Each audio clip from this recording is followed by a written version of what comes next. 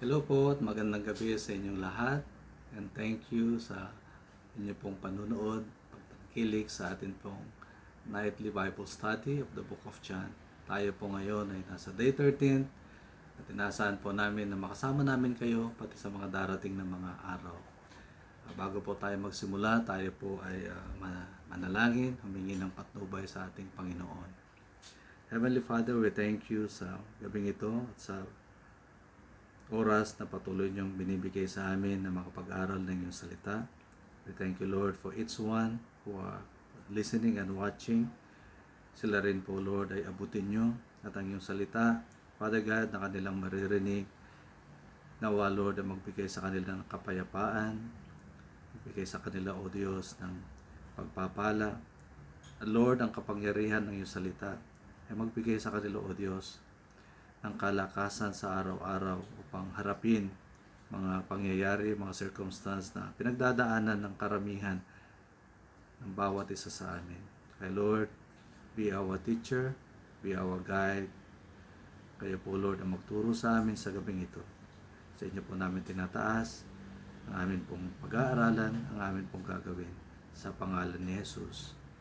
Amen.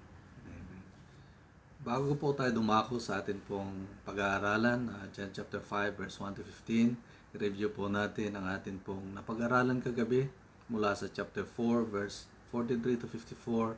Ito po natin nakita na isang ama na dumulog sa Panginoong Hesus para sa kanyang anak na may sakit na nakakamatay. At dito po natutunan natin na ang pananampalataya sa Panginoon ay kayang magbigay ng buhay at kayang magpagaling. At sa napag-aralan natin kagabi, dalawang salita po ang napakaganda na dapat na kailangan nating tandaan, ang salitang believe at ang salitang live. Dahil po sa pananampalataya at paniniwala ng Ama sa salita ng Panginoon at kapangyarihan ng Panginoon, ang kanyang anak ay gumaling sa kanyang sakit karamdaman. Kanyang anak ay nagkaroon ng buhay. Nabuhay siya dahil sa salita ng Panginoon at sa pananampalataya ng kanyang Ama. Ngayon gabi po, makikita muli natin ang kapangyarihan ng Panginoon sa mga verses na pag-aaralan natin at babasahin natin po siya sa John chapter 5 verse 1 to 15 sa New King James Version. After this, there was a feast of the Jews, and Jesus went up to Jerusalem. Now there is in Jerusalem by the sheep gate a pool, which is called in Hebrew Bethesda, having 5 porches. In this lay great a multitude of sick people, blind, lame, paralyzed, waiting for the moving of the water. For an angel went down at a certain time into the pool and stirred up the water. Then whoever stepped in first, after the stirring of the water, was made well of whatever disease he had. Now a certain man was there who had an infirmity 38 years. When Jesus saw him lying there, and he knew that he already had been in that condition a long time, he said to him, "Do you want to be made well?" The sick man answered him, "Sir, I have no man to put me into the pool when the water is stirred.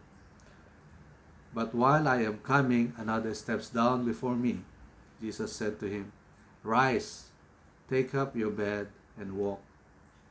And immediately the man was made well, took up his bed and walked. And that day was the Sabbath. The Jews therefore said to him who was cured, "It is the Sabbath. It is not lawful for you to carry your bed." He answered them, "He who made me well said to me, 'Take up your bed and walk.'" Then they asked him, "Who is the man who said to you, 'Take up your bed and walk'?" But the one who was healed did not know who it was, for Jesus had withdrawn, a multitude being in that place. Verse 14, after Jesus found him in the temple and said to him, "See, you have been made well. Sin no more, lest a worse thing come upon you." The man departed and told the Jews that it was Jesus who had made him well. Purihin po ang pagbasa ng salita ng Panginoon. Dito po sa ating binasa, may dalawang bagay po tayong tatalakayin. Ang una, ang pagpapagaling ng Panginoong Hesus sa paralitiko, at ang pangalawa po ang mga naka-witness o onlookers sa kanyang pagpapagaling. At tingnan po natin ang nangyari dito sa invalid na ito o paralyzed, who is paralyzed for 38 years. Hinamon po siya ng Panginoong Hesus na gawin ang isang bagay na hindi niya nagagawa o hindi niya na nagagawa sa loob ng 38 years. Ang tumayo, buhatin ang kanyang higaan at maglakad. Kung isipin po natin, parang nang-iinsulto. Kung sa perspective po nitong paralitikong ito, iisipin niya na kinukutya siya ng Panginoon. Pero naniwala po itong paralitiko na kaya niyang gawin ang sinasabi ng Panginoon sa kanya. So ang ginawa po niya ay tumayo siya, kinuha niya ang kanyang higaan at siya ay naglakad.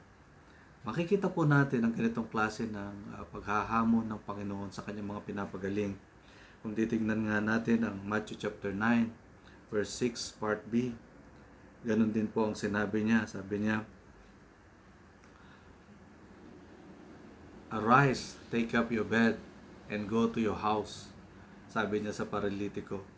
At sa verse 7, makita natin doon na tumayo ang paralitikong ito at umuwi nga ng kanyang bahay. Ganun din ang sabi niya dito sa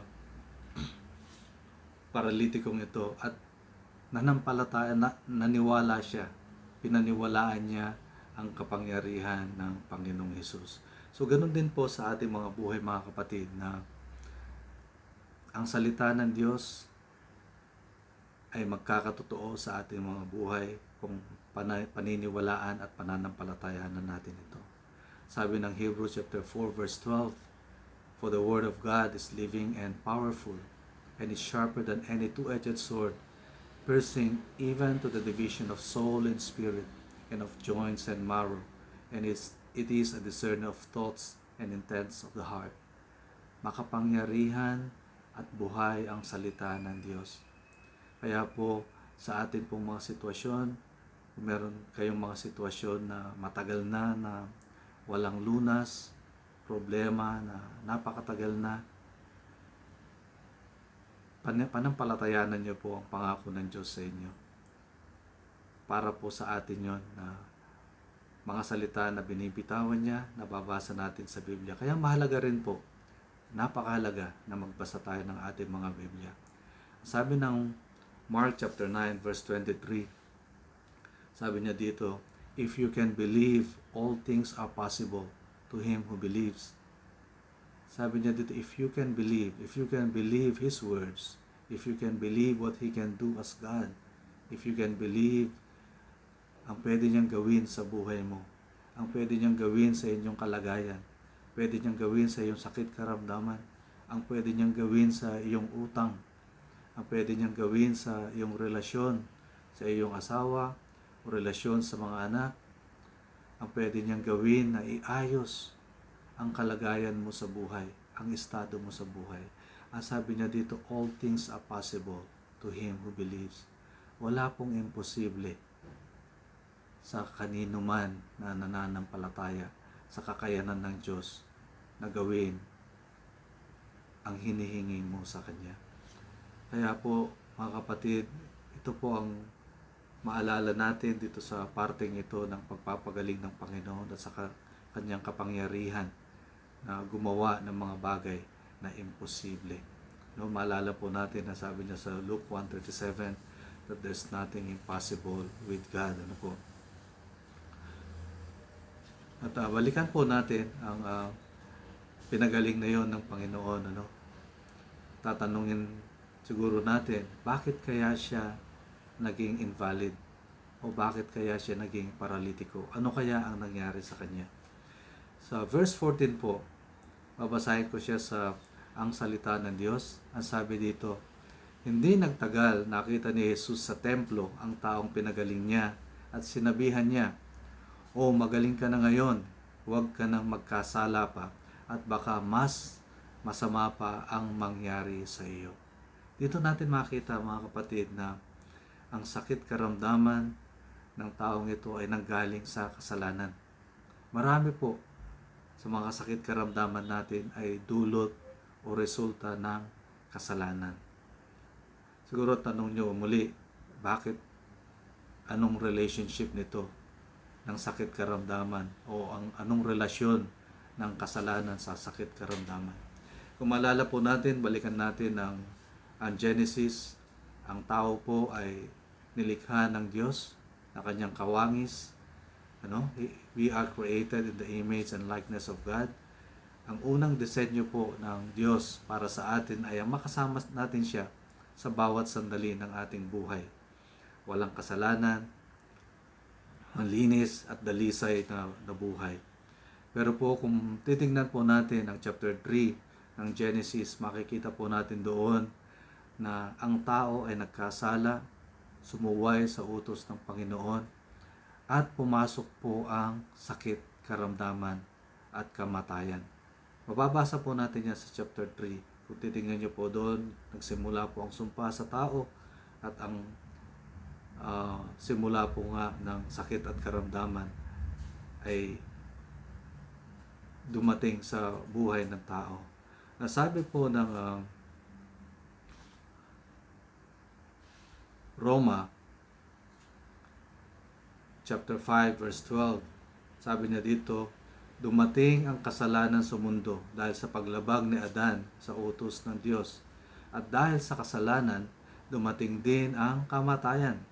Kaya't lumaganap ang kamatayan sa lahat ng tao dahil nagkasala ang lahat. Kaya napakalinaw po na kailangan talaga natin pong mag-repent, humingi ng tawad sa Panginoon sa lahat ng mga bagay na ginagawa natin. Marami pong kasalanan ang nagagawa ng bawat isa. Kaya magpatuloy po tayong humingi sa Kanya. Siya po nagsabi sa 1 John 1:9, "If you confess your sins, He is just and faithful to forgive us and cleanse us from all unrighteousness." Matapat po ang Panginoon. Maawain ng Panginoon na kung totoo sa puso mo ang maghingi ng tawad, humingi ng tawad, papatawarin ka ng Panginoon. Kaya po halaga na i-assess po natin lagi ang atin pong mga sarili dahil sa araw-araw po marami pong mga bagay tayo nagagawa, mga bagay na hindi natin sinasadya o mga bagay na alam natin pero ginagawa pa rin natin, mga alam natin na mali pero nagagawa pa rin natin. Kaya po tandaan po natin na ang kasalanan ay nagdudulot ito ng mga sakit sa atin pong mga katawan. Pero salamat sa Lord, salamat sa Diyos dahil sa kanyang ginawa sa krus ng Kalbaryo, ang mga latay na kanyang tinamo. Mababasa po natin ito sa Isaiah chapter 53 verse 5. Sabi po niya sa Magandang Balita Biblia, "Ngunit dahil sa ating mga kasalanan, kaya siya nasugatan. Siya ay binugbog dahil sa ating kasamaan. Tayo ay gumaling dahil sa pahirap na dinanas niya at sa mga hampas na kanyang tinanggap." Salamat sa Diyos at binigay niya ang kanyang bugtong na anak upang tayo po ay magkaroon ng kapatawaran at tayo magkaroon ng kagalingan ng ating mga sakit karamdaman.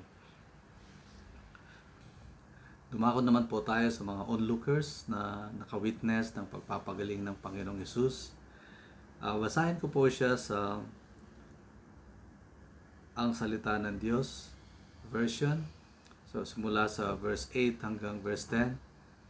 Sinabi ni Jesus sa kanya, "Tumayo ka, buhatin mo ang higaan mo at lumakad." Agad na gumaling ang lalaki, binuhat niya ang kanyang higaan at lumakad. Nangyari ito sa araw ng pamamahinga.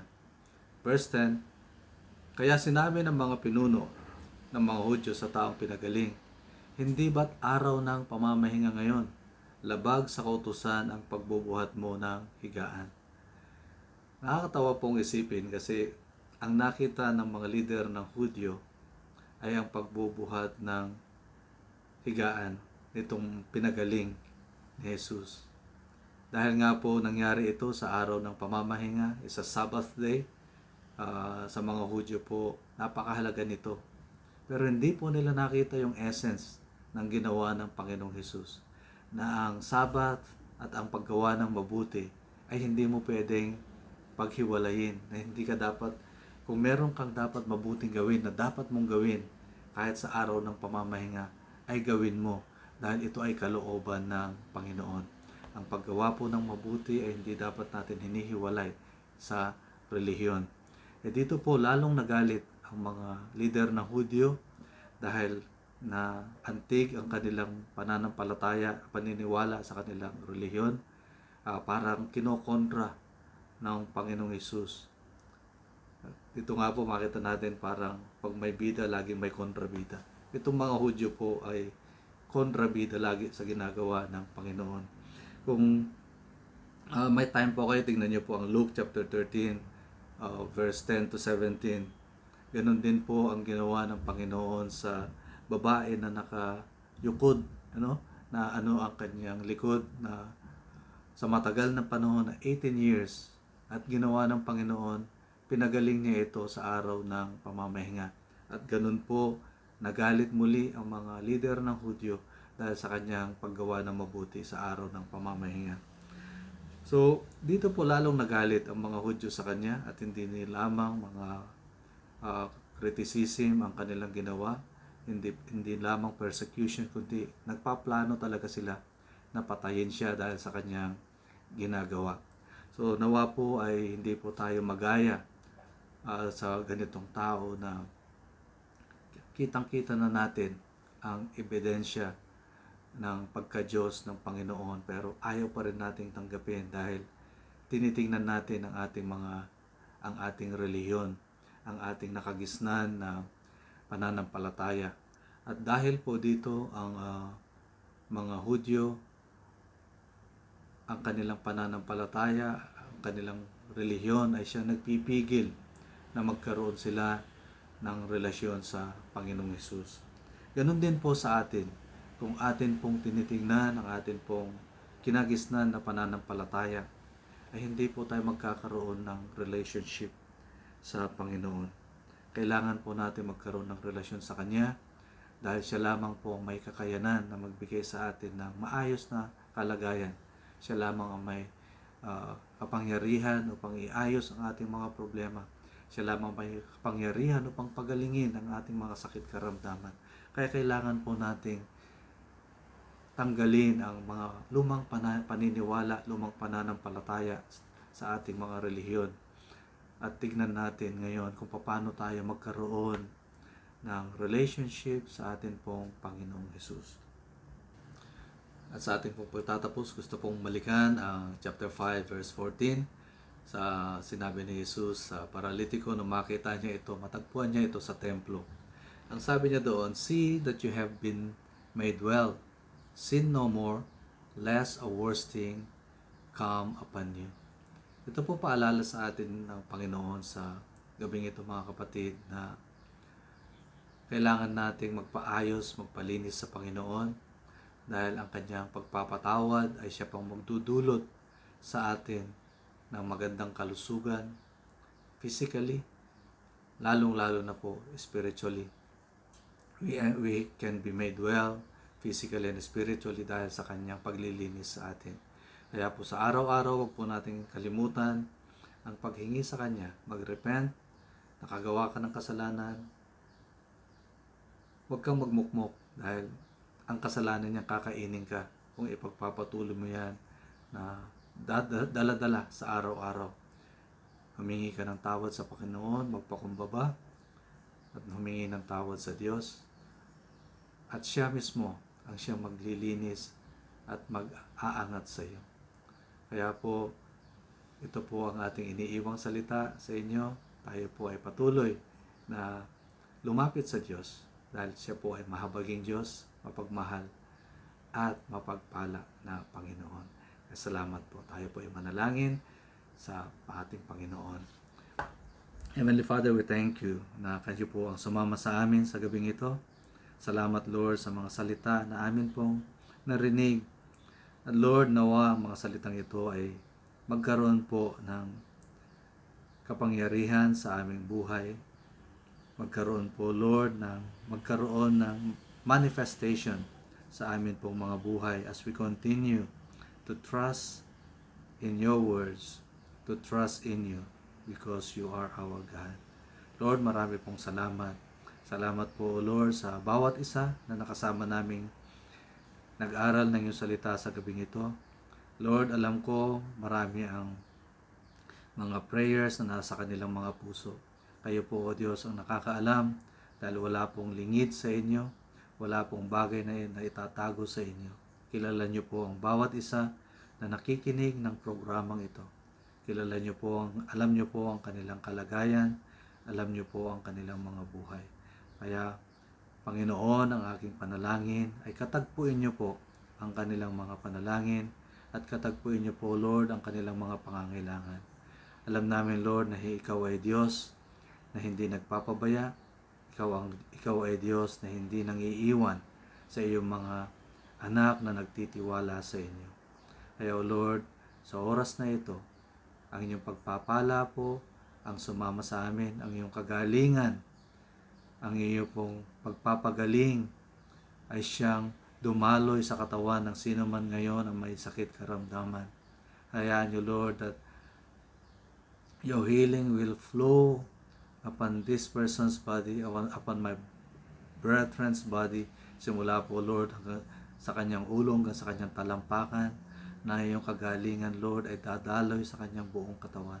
Salamat, Lord, na sa mga pagkakataong ito, ang aking kapatid na may mga pangangailangan financially. Lord, you have made the heaven and the earth and everything that is in it. Kaya, O Lord, alam namin na kaya niyo pong i-provide ang pangangailangan niya. Lord, sa pagkakataon ito, lalo na, Lord, ang mga nanay na malayo sa kanilang mga anak, mga kapatiran namin na nandito sa Singapore, ng kanilang mga anak at pamilya ay nasa Pilipinas. Father in heaven, may your comfort embrace them. May your comfort envelop them. And may your love, Father God, give us peace. May your love give us hope. Alam namin, darating din ang time na matatapos itong coronavirus pandemic na ito. At alam namin, O Diyos, habang nag-aantay kami ng iyong kasagutan, ang bawat isa po sa amin ay lalong magiging matatag ang pananampalataya sa inyo. Kaya marami pong salamat as we lift up to you. Lift you up, Lord, sa gabing ito. Kayo po ang mapagpurihan. Kayo po, Lord, ang maitaas sa aming mga buhay. Ito po ang aming samot na langin sa pangalan ni Jesus. In Jesus' name we pray. Amen and amen. Muli po, kayo po ay inaanyayahan namin sa susunod pong mga sessions ng ating pag-aaral ng Book of John. Nasa chapter 5 pa rin po tayo. Sa Lunes, magsasama-sama po muli tayo upang pag-aralan ang aklat na ito. Sa muli po, God bless you all. Ang Diyos po ang inyong kasama. Ang Diyos po ang inyong pong comfort sa bawat sandali. Ang Diyos po ang magbibigay sa inyo ng pag-asa sa araw-araw. Salamat po. God bless you po.